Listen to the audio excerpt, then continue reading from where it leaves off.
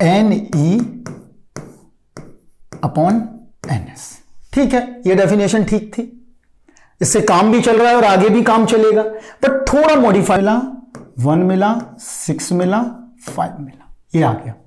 तो ये हमारा जो आया है, यहां समझो, ये फर्स्ट ड्रॉ है, यहां प्रोबेबिलिटी 3 0 आ रही है क्योंकि हमने 6 टाइम किया तो नहीं आ रहा है हमारा, तो हम लिख सकते हैं 0, बट हमारी रीजनिंग क्या है, हमने लॉजिक से क्या पता किया कि 1/6 आना चाहिए, लेकिन 1/6 नहीं आ रहा है। तो हमने क्या किया, आप देखिए, हमने नंबर ऑफ ट्रायल्स को बढ़ाया। क्या किया हमने, नंबर ऑफ ट्रायल्स को इंक्रीज किया। जब हमने increase sufficiently large number of trials, अगर हम sufficiently large number of trials ले लेते हैं तो हमें क्या मिल जाएगा, limit n tends to infinity na/ns।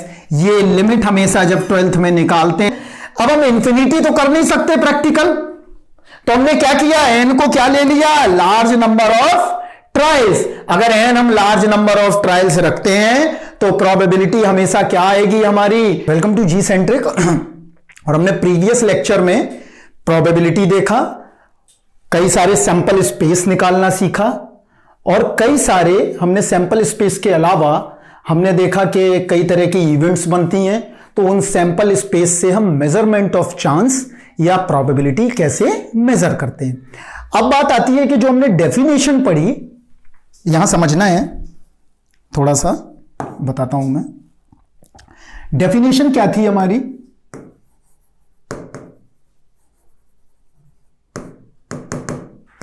Definition हमने पढ़ी PE बराबर NE अपॉन NS। ठीक है, ये डेफिनेशन ठीक थी, इससे काम भी चल रहा है और आगे भी काम चलेगा, बट थोड़ा मॉडिफाइड हो जाए और थोड़ा बेसिक समझ में आ जाए कैसे क्या करना है। तो यहां समझते हैं, देखो एक रिवर्स क्वेश्चन लेते हैं और एक इंट्यूटिव काउंटिंग या इंट्यूटिव मेथड से समझने की कोशिश करते हैं। यहां देखो कैसे, यहां समझते हैं। तो हमने एक, देखो मैंने किया एक टॉसिंग ना लेके और थोड़ा टफ ले लेते हैं, इट्स बेटर। हमने लिया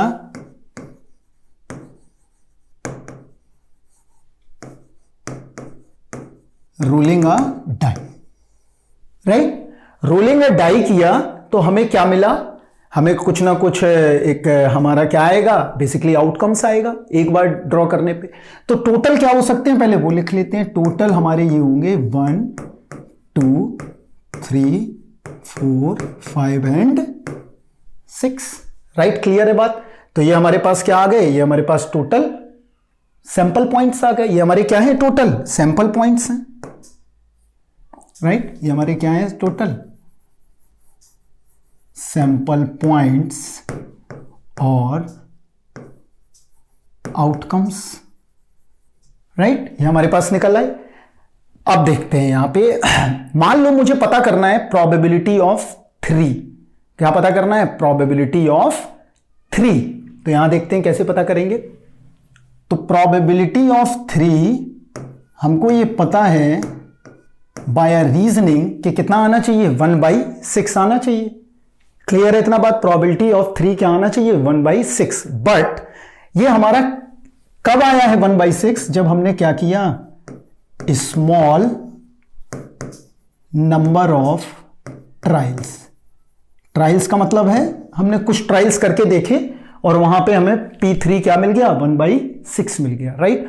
या हम ऐसे भी करके देख सकते हैं कि हमने फर्स्ट ड्रॉ किया तो हमें 5 मिला, फिर 4 मिला, फिर हमें 2 मिला, 1 मिला, 6 मिला, 5 मिला, ये आ गया। तो ये हमारा जो आया है, यहां समझो, ये फर्स्ट ड्रॉ है, यहां ध्यान से समझना है। ये सेकेंड ड्रॉ है, ये थर्ड ड्रॉ है, फोर्थ ड्रॉ है, फिफ्थ ड्रॉ है और सिक्स्थ ड्रॉ है। ये सारे ड्रॉ में पहले तो हमने क्या किया, ये 1/6 हमने निकाल दी, लेकिन अब हम रीजनिंग थोड़ा एक अलग ढंग से करके देखते हैं, एक अलग मेथड से, कि क्या हमारी ये बात सही है। क्लियर है। तो यहां देखते हैं। तो हमने 6 ट्रायल करके देखे। फर्स्ट टाइम हमारा डाइस पे थ्रो किया, हमने एक डाइस लिया, राइट। इस डाइस को थ्रो करके देखा तो हमें क्या मिल गया, पहली बार में क्या मिला हमारे पास, फर्स्ट टाइम हमको मिला क्या 5, सेकेंड टाइम 4, थर्ड टाइम 2, फिर 1, फिर 6, फिर 5। तो हमने 6 ट्रायल्स किए, हमने 6 ट्रायल्स किए स्मॉल नंबर, राइट, थोड़े ट्रायल्स हमने करके देखे।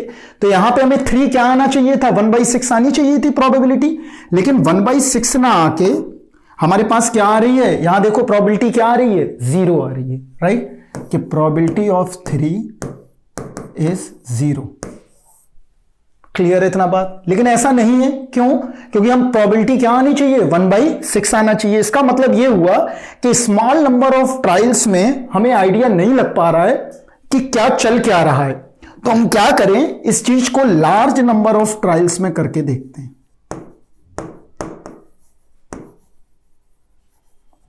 लार्ज नंबर ऑफ ट्रायल में करने के बाद हमें यह पता चलेगा व्हाट्स गोइंग ऑन, राइट, कि चल क्या रहा है यहां पे और क्या नहीं हो रहा है। तो यहां पे देखिए कैसे हम पता करने वाले हैं। तो यहां पे तो प्रोबेबिलिटी 3 0 आ रही है, क्योंकि हमने 6 टाइम किया तो नहीं आ रहा है हमारा, तो हम लिख सकते हैं 0। बट हमारी रीजनिंग क्या है, हमने लॉजिक से क्या पता किया कि 1/6 आना चाहिए, लेकिन 1/6 नहीं आ रहा है। तो हमने क्या किया, आप देखिए, हमने नंबर ऑफ ट्रायल्स को बढ़ाया। क्या किया हमने, नंबर ऑफ ट्रायल्स को इंक्रीज किया। जब हमने इंक्रीज किया और n बराबर लिया, अभी हम यहां नहीं दिखा सकते हैं, जब अच्छी सुविधाएं और जी सेंट्रिक पे हो जाएंगी तो मैं तुम्हें ड्रॉ करके भी दिखा दूंगा, एक हाइपोथेटिकल समझ सकते हैं। n बराबर हमने कितना ले लिया, 60 ट्रायल्स, और 60 ट्रायल्स में हमने करके देखा तो हमें कितने बार 9 मिला, 3 मिला, 9 टाइम्स,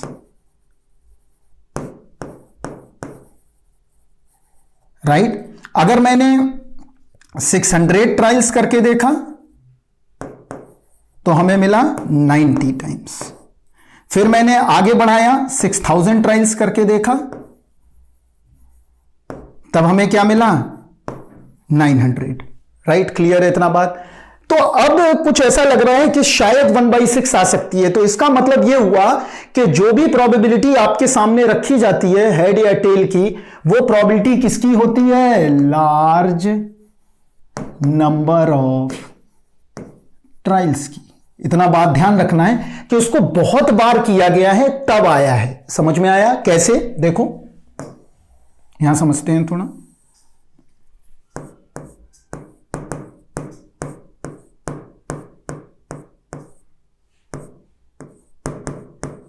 देखो कैसे, अगर हम नंबर ऑफ ट्रायल्स बढ़ाएंगे, देखो कैसे, यहां ग्राफ अगर हम ड्रॉ करें तो ग्राफ कुछ इस तरह का, सिमिलर कुछ ऐसा चल रहा है, दूसरे उससे बना लेते हैं, इट्स बेटर।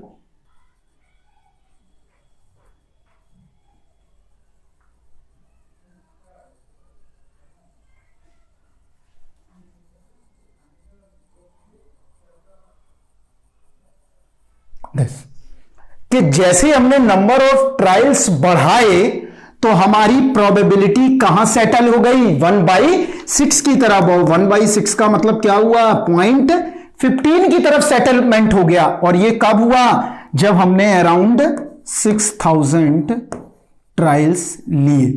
जब 6000 ट्रायल्स लिए तब हमें यहां क्या मिल गई, प्रोबेबिलिटी ऑफ 3 इज 1/6। तो ध्यान रखना है कि जब भी नंबर ऑफ ट्रायल्स ज्यादा होंगे या लार्ज नंबर ऑफ ट्रायल्स में बात होगी, तभी हम प्रोबेबिलिटी निकाल सकते हैं, चाहे वो किसी की भी हो, चाहे वो कॉइन की हो या डाइस की हो।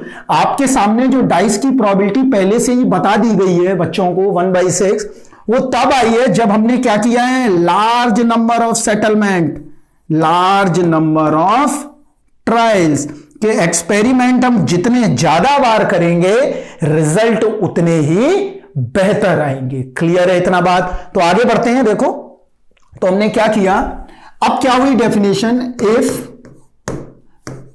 An experiment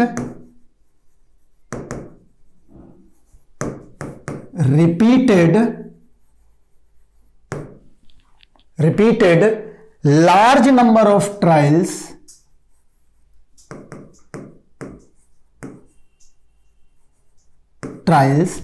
then probability of this event ए। अब हमें ए की प्रोबेबिलिटी निकालना है तो क्या होगा, एन ए, यही तो हमें आना है, this is called a favourite, divide by N of S, right. तो ये तो पुरानी डेफिनेशन है, तो अब इसी को हम थोड़ा मॉडिफाइड कर देते हैं। हमने एक्सपेरिमेंट को कितने बार किया है, लार्ज नंबर ऑफ टाइम्स, तो हम क्या ले लें, limit N tends to infinity, is clear, limit N tends to infinity N A upon N S, clear है। तो इनफाइनाइट टाइम्स तो हम लिमिट नहीं ले पाएंगे, तो हम क्या ले लें, N is a sufficiently large number of trials. समझ में आया। और आपको भी पता है कि limit N tends to infinity, तो इंफिनिटी टाइम्स तो हम कर नहीं पाएंगे किसी भी प्रैक्टिकल को, तो हमने क्या ले लिया एन को, N is a sufficiently large number of trials. अगर हम sufficiently large number of trials ले लेते हैं तो हमें क्या मिल जाएगा, limit N tends to infinity N A by N S. ये लिमिट हमेशा जब 12th में निकालते हैं तो क्या निकल के आता है, एक कांस्टेंट नंबर। तो अगर हम किसी भी एक्सपेरिमेंट को ये भी डेफिनेशन बना सकते हैं, if an experiment repeated n a times, then n a upon n s limit n tends to infinity बराबर एक क्या होगा, एक कांस्टेंट नंबर होगा। और वही कांस्टेंट नंबर क्या है, उसी को हम कहते हैं प्रोबेबिलिटी। उसी को क्या बोलते हैं बच्चे हम, प्रोबेबिलिटी। समझ में आया। और वो प्रोबेबिलिटी क्या होगी, पी ऑफ ए के बराबर होगी। समझ में आया बात। तो हमको ये पता चल गया कि अगर मैं लिमिट क्या करूं, यहां पे भी लिख सकता हूं, limit N tends to infinity N A upon N S बराबर पी ऑफ ए। क्लियर है इतना बात। और इस लिमिट की वैल्यू जो होगी कांस्टेंट नंबर की, वो हमेशा रहेगी 0 से लेके 1 के बीच में। समझ में आया। इसका मतलब श्योर इवेंट हमेशा 1 होगा और इम्पॉसिबल इवेंट हमेशा 0 होगा। तो ये चीज हमको ये भी आइडिया लगा कि अगर लार्ज नंबर ऑफ ट्रायल्स में मैं करके देखूं तो मुझे ये पता चल जाएगा कि हमारी प्रोबेबिलिटी कहां सेटल डाउन हो रही है। ऐसा समझ लीजिए, शुरू में आपका हो सकता है 3 ना आ रहा हो, धीरे धीरे लार्ज नंबर ऑफ ट्रायल्स के बाद प्रोबेबिलिटी एक जगह क्या हो जाती है, फ्रीक्वेंसी सेटल डाउन हो जाती है। हम ये भी कह सकते हैं फ्रीक्वेंसी क्या हो गई हमारी, सेटल डाउन हो गई। और किस पे, 0.15 पे। 0.15 का मतलब क्या हो गया, मतलब 1/6 पे। तो हमेशा याद रखो कि अगर कभी भी आपको कोई पूछे कि प्रोबेबिलिटी ऑफ कॉइन टॉसिंग क्या है, तो n e by N s नहीं, limit N tends to infinity N A upon N s. That's a meaning large number of trials में जब हम कोई काम करते हैं वही उसकी क्या होती है, प्रोबेबिलिटी होती है। समझ में आया इतना बात। तो हम इस तरह से भी प्रोबेबिलिटी को समझ सकते हैं। अब हम इंफिनिटी तो कर नहीं सकते प्रैक्टिकल, तो हमने क्या किया, एन को क्या ले लिया, लार्ज नंबर ऑफ ट्रायल्स। अगर एन हम लार्ज नंबर ऑफ ट्रायल्स रखते हैं तो प्रोबेबिलिटी हमेशा क्या आएगी हमारी, limit N tends to infinity N A upon N बराबर किसके हो जाएगी, एक कांस्टेंट नंबर के होगी। और वही एक कांस्टेंट नंबर हमारा क्या हो जाएगा, प्रोबेबिलिटी के बराबर हो जाएगा। क्लियर है इतना बात। अब आगे हमको देखना है कि इसमें काउंटिंग स्ट्रेटजीज क्या है। आप लोगों को बहुत कंफ्यूजन रहता है कि प्लस कहां करना है, मल्टीप्लाई कहां करना है, डिवाइड, मल्टीप्लिकेशन, सब्सट्रैक्शन, प्रोबेबिलिटी में कहां कैसे करना होता है। कहीं मल्टीप्लाई की जगह आप ऐड कर देते हो, ऐड की जगह आप मल्टीप्लाई कर देते हो। तो वो मैं नेक्स्ट लेक्चर में आपको बताऊंगा कि किस तरह की काउंटिंग स्ट्रेटजीज का इस्तेमाल करें और प्रोबेबिलिटी निकालने में जो कि आपका मदद करेंगी।